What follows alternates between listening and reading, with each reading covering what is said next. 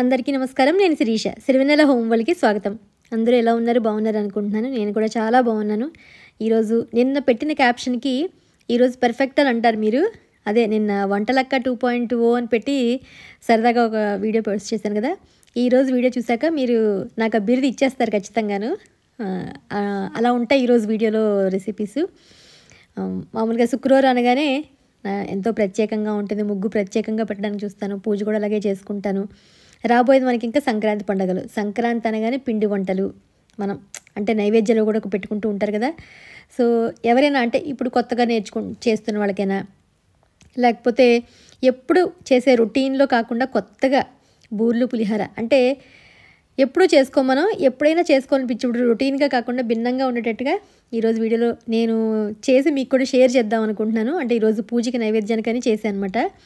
పండగలకి మీకు ఎవరైనా నచ్చితే ముందుగానే షేర్ చేయడం వల్ల మీరు కూడా ఎవరికైనా నచ్చితే చేసుకుంటారు ఇంట్లోనూ. ఎప్పుడు ఒకలానే చేస్తున్నాం కదా, ఈసారి కొత్త రకమైన బూర్లు కొత్త రకమైన పులిహారాలు చేస్తే ఎలా ఉంటుందనేది ఈరోజు వీడియోలో మీ అందరికీ షేర్ చేద్దాం అనుకుంటున్నాను. మామూలుగా ముగ్గు పూజ దాంతోపాటు చూద్దరు కానీ మీరు నేను శుక్రవారం అనగానే కొంచెం పెద్ద ముగ్గు ఏం పెట్టాలా అని ఆలోచిస్తూ ఉంటాను.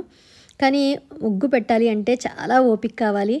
ఎందుకంటే మీకు చూపించేది ఒక 3 నిమిషాల ముగ్గు, కానీ దానికి చాలా టైం తీసుకుని ఎంతో ఓపికగా పెట్టాలి నేను.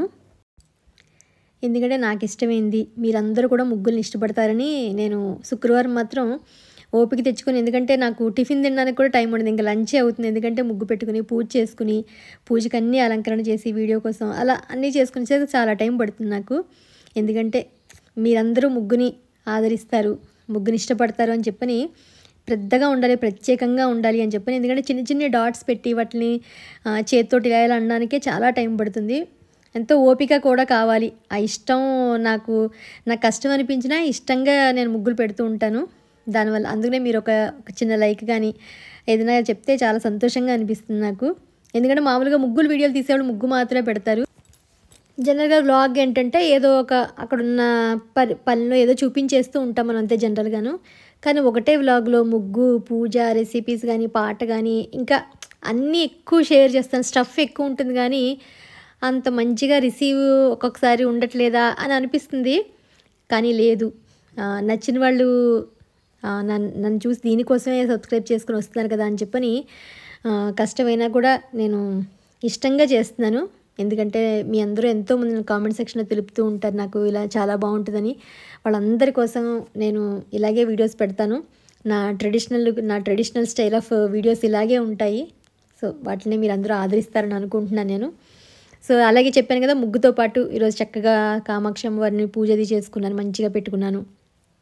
మామూలుగా ఉదయాన్నే అంటే పూజకి ముందు ప్రసాదాలు అవి చేసుకుని అప్పుడు పూజ దగ్గర కూర్చుంటే ప్రశాంతంగా ఉంటుందని ఈరోజైతే చాలా హడావుడి పడ్డాను. మామూలు హడావుడి అయితే కాదు.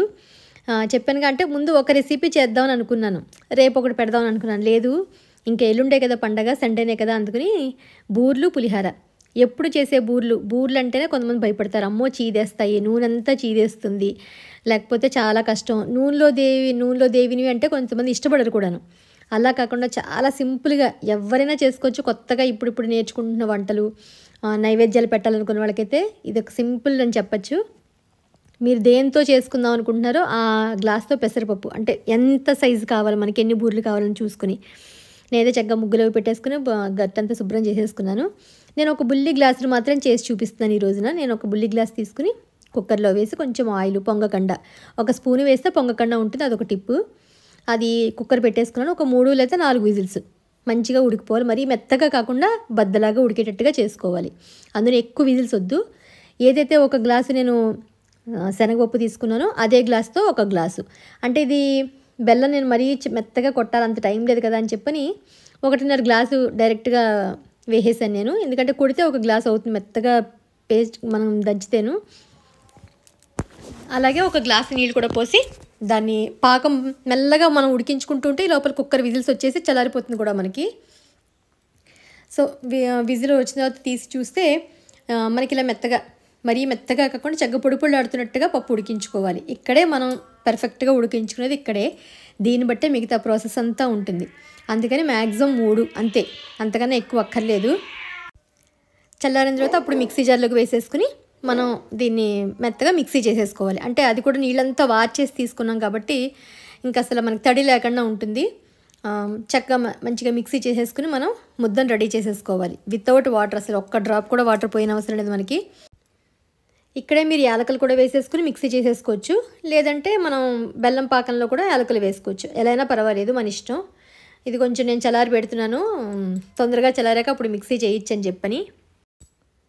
నేనైతే బెల్లం పాకంలోనే యాలకుల పొడి కొంచెం ఒక 4-5 యాలకులు దంచేసి వేసేసాను. ఉడుకుతుండగా దగ్గరికి వెళ్ళాక మనకి బాగా బబుల్స్ వచ్చేస్తుంది. ఇది దానికి కరెక్ట్ స్టేజ్ అనమాట. మనం ఇక్కడే మనం ఆల్రెడీ మిక్సీ చేసిన శనగపప్పుని వేయాలి. బాగా బబుల్స్ వచ్చి దగ్గరికి అయిపోతుంది, అంటే తిక్కగా అయిపోతుంది. మనం ఉండపాకం అంటాను చూసారా, కొంచెం నీళ్ళల్లోకి తీసుకుంటే ఇలా ఉండ అవుతుంది అనమాట. అది మనకి తెలియని వాళ్ళకైతే నీళ్ళల్లో కొంచెం ఒక డ్రాప్ వేసుకుంటే ఉండగా అవుతుంది. మనకు మామూలుగా తెలుసు కాబట్టి నేను డైరెక్ట్ ఏంటంటే మిక్సీ చేసేసింది మొత్తం ఇందులో వేసేసి జస్ట్ బాగా కలుపుతూ ఉండాలి. ఎందుకంటే ఆ పాకం మొత్తంకి ఉండగా అవుతుంది కదా మనకి శనగపప్పు. సో అంతా బాగా మిక్స్ అయ్యేలాగా ఇలా బాండీకి ఏమంటుకోకుండా చక్కగా వచ్చేస్తుంది. ఇలా దగ్గరికి పడిపోయి అయ్యో లూజ్గా ఉందని ఏమనుకోక ఒక్క నిమిషం ఆగాక మనకి చక్కగా ఉండ చేయడానికి కరెక్ట్గా వస్తుంది. పాకం పట్టుకున్నదే ఎంత టేస్టీగా ఉంటుంది. పచ్చిగా శనగపప్పును బెల్లం రుబ్బేసి చేస్తుంది అయితే అంత నేను ఇష్టపడను. ఎవరైనా అలా చేసుకున్న వాళ్ళు కూడా చేసుకోవచ్చు. నేనైతే కొంచెం పాకం పట్టితేనే ఒక 2 రోజులు నిల్వ ఉంటాయి, మనకు బాగుంటాయి కూడాను. పైన కొంచెం నెయ్యి వేసుకుని అంతా చల్లారిపోయిన తర్వాత చేతితోటి చిన్ని బాల్స్, ఎందుకంటే మనం నూనెలో డీప్ ఫ్రై చేయట్లేదు, ఇది చాలా సింపుల్గా అని చెప్పాను కదా, అందుకని దానికోసం అని చెప్పి చిన్నగా ఉండలు చేసుకుంటున్నాను నేను. ఉదయాన్నే సూర్యకిరణాలు చక్కగా మా పెరట్లోంచి వంటింట్లోకి కిటికీలో డైరెక్ట్గా వస్తున్నాయి. ఎందుకంటే పూజ అయ్యేటప్పులుగా మరీ లేట్ అవ్వకూడదని చెప్పని మా వారు వీళ్ళందరూ వెళ్ళిపోయిన తర్వాత, పిల్లలకైతే హాలిడేసే, మా వారు వెళ్ళిపోయిన తర్వాత అంతా రెడీ చేసుకున్నాను. దోసపిండి, మనం దోసపిండి రెడీగా ఉన్నది ఏదైనా ఉంటే లేదు అప్పటికప్పుడు రుబ్బుకోవాలంటే ఒక గ్లాసు మినపప్పుకి 2 గ్లాసులు బియ్యం పోసుకొని మనం రుబ్బుకుంటాం కదా, అలా మిక్సీలో అప్పటికప్పుడైనా మనం రుబ్బుకోవచ్చు. ఒక 2-3 గంటల ముందు నానబెట్టుకుని దోసపిండి ఉంటే రెడీగా హ్యాపీగా మనం తీసేసుకోవచ్చు. నైవేద్యాలకైతే మనం నానబెట్టుకోవాలి. మామూలుగా పర్వాలేదు అనుకుంటే ఎంగిల్ చేయకుండా మనం అంటే వాడకుండా ఉన్న దోసపిండి అయినా కూడా మనం వాడుకోవచ్చు. ఇప్పుడు గుంట పొంగనాలు ఉంటుంది కదా నాన్ స్టిక్, అది పెట్టుకుని అందులో నెయ్యి వేసుకుని అన్నింటిలోకిను ఇది జస్ట్ చిన్న బాల్స్ అందులోనే చేసుకోవాలి మనం. అంటే బుల్లి పొంగడాల్లో వస్తాయి కానీ స్వీట్ పొంగడాలు ఇవి. నువ్వు ఖచ్చితంగా బూర్లు అనేసరికి తోపు సరిగ్గా లేకపోయినా పిండి లూజ్ అయినా ఖచ్చితంగా చీదేస్తాయి. అది ప్రమాదం కూడా, ఎందుకంటే చీదినప్పుడు చాలా మొత్తం ఆయిల్ అంతా చెల్లచెదురు అయిపోతుంది. చాలామందికి బూర్లు అంటే ఒక పెద్ద అమ్మో మాకు రావు అని అనేస్తూ ఉంటారు కదా. సో అలాంటి వాళ్ళకి, కొత్తగా పెళ్ళైన వాళ్ళకి ఎవరికైనా యూజ్ అవుతుందని చెప్తున్నాను. నేనైతే చేశాను, చాలా అంటే చాలా బాగా వచ్చాయి ఇవి. ఆ తర్వాత నైవేద్యం పెట్టాక తిన్నాను కదా, అందుకని చెప్తున్నాను. చిన్నగా దోసపిండిలో డిప్ చేసి కొంచెం సోడా ఉప్పు, ఒక పిసరు ఉప్పు వేసుకుంటే వేసుకోవచ్చు, మీ ఇష్టం, అది ఆప్షనల్. వేసుకుని చిన్నగా డిప్ చేసి వేసేసి పైన ఎక్స్ట్రా ఏంటంటే బాగా కవర్ అవ్వడానికి నేను కొంచెం దోసపిండి పైన అన్నిటికీ వేసి సిమ్లో పెట్టి మూత పెట్టి ఒక 7-8 నిమిషాలు మంచిగా మగ్గితే వెనకాల నేతితో చక్కగా వేగుతాయి అవి. మీరు ఇంకొంచెం నెయ్యి వేసుకున్నా తప్పేం లేదు, ఎందుకంటే మనం నూనెలో దేవి నూనె పీల్చేసి అంత ఉండదు కాబట్టి మనం మంచిగా చేసుకోవచ్చు. ఆ తర్వాత అన్నిటినీ మళ్ళీ టర్న్ వెనక సైడ్ సేమ్ పొంగడాలు ఎలా వేస్తాం అలాగే అన్నిటినీ టర్న్ చేసేసుకోవడమే. చేసుకున్నా కూడా ఎడ్జెస్ అన్నింటిలోనూ మళ్ళీ కొంచెం నెయ్యి అలా వేసుకుంటే వెనక సైడ్ కూడా నేతితో మంచిగా కాలుతాయి. అంటే తక్కువ నూనె ఇష్టపడే వాళ్ళకి, నూనె పెట్టి దేవడం కష్టం అనుకున్న వాళ్ళకి అయితే బాగుంటుందని అనుకుంటున్నాను, అందులో షేర్ చేశాను. మీరు కూడా తప్పకుండా ఈ సంక్రాంతికి ట్రై చేసి చూడండి ఎలా ఉందో. బుల్లి గ్లాస్ తోటైనా ట్రై చేయండి. ఎప్పుడైనా మనం అబ్బాయి ఇంత ఈజీగా చేసేసుకోవచ్చా అని మాత్రం ఖచ్చితంగా అనుకుంటారు. సో నైవేద్యానికి స్వీట్ అయితే రెడీ అయిపోయింది. స్వీట్ చూపించినప్పుడు హాట్ ఎందుకు చూపించకూడదు అని చెప్పని టెంపుల్ స్టైల్ పులిహోర, ఎప్పుడు నార్మల్గా ఉండే పులిహోరే చేసుకుంటూ ఉంటాం కదా, ఈసారి కొత్త రకమైన పులిహోర నాకు కూడా ఎంత బాగా నచ్చిందనో, మా అమ్మగారు కూడా చేస్తారు అప్పుడప్పుడు చెప్పారు నాకు.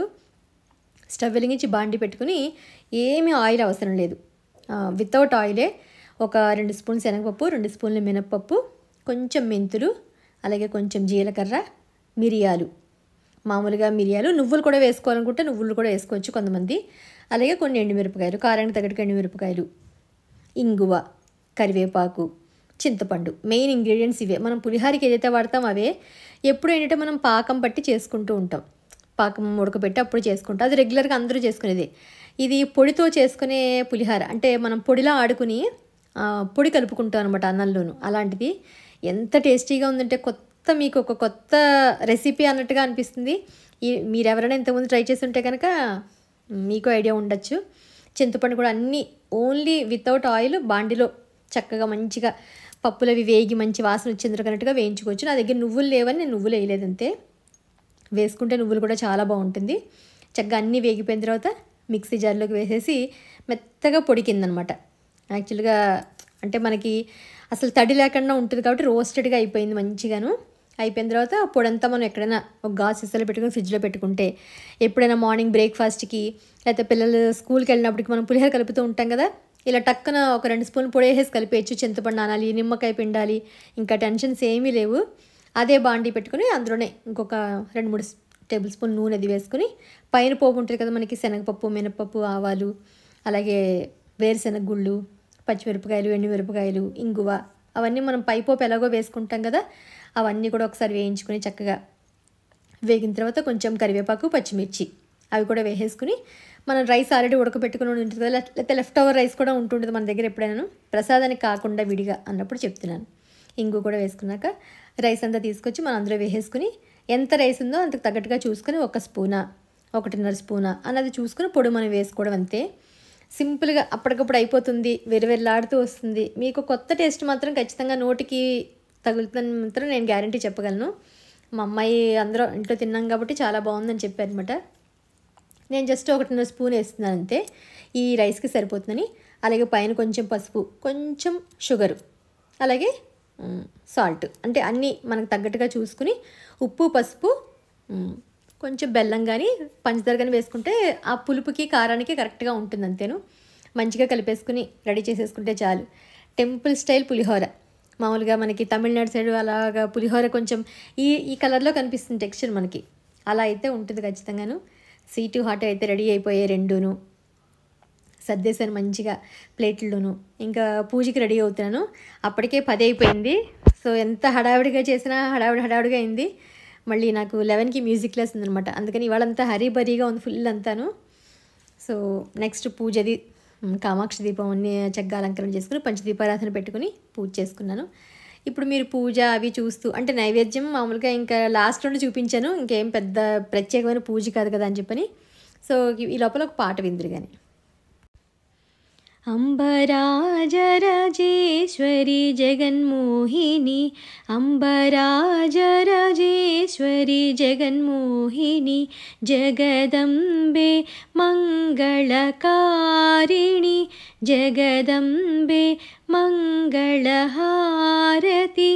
అంబరాజరాజేశ్వరి జగన్మోహిని, జగదోద్ధారిణి విఘ్న వినాశిని, జగదోద్ధారిణి విఘ్న వినాశిని, స్థిరసుఖదాయిని మాతా జనని, స్థిరసుఖదాయిని మాతా జనని, జగదంబే మంగళకారిణి, జగదంబే మంగళహారతి,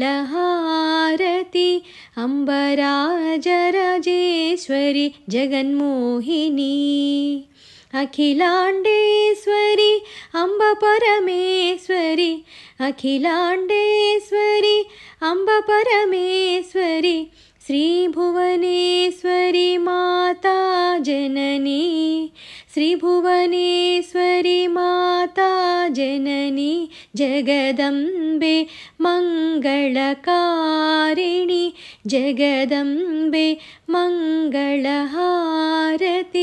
జగదంబే మంగళహారతి. ఇది ఈరోజు వీడియో. మీ అందరికీ నచ్చిందని అనుకుంటున్నాను. ఎలా ఉంది ఏంటనేది నాకు తప్పకుండా కామెంట్ సెక్షన్ తెలియచేయండి. మళ్ళీ అంతవరకు ఒక ఇంట్రెస్టింగ్ వీడియోతో కలుస్తాను.